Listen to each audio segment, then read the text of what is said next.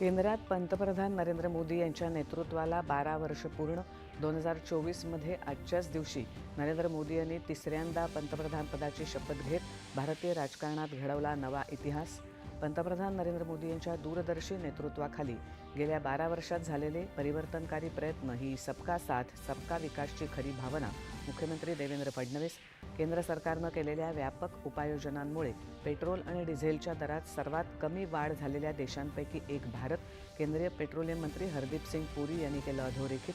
अमेरिकेचे राष्ट्राध्यक्ष Donald Trump यांच्या आवाहनानंतर इराण आणि इस्रायलची परस्परांवरील हल्ले थांबवण्याची घोषणा.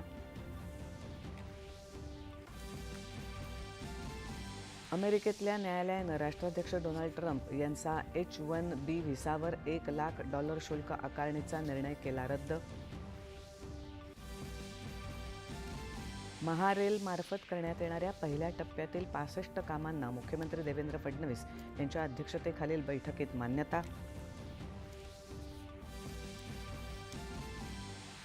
आणि सजग आणि जबाबदार नागरिक घडवण्यासाठी मूल्य आधारित शिक्षण काळाची गरज. राज्यात मूल्यवर्धन कार्यक्रमाच्या दुसऱ्या टप्प्याची अंमलबजावणी व्यापक स्तरावर करण्याचे मुख्यमंत्र्यांचे निर्देश. नमस्कार.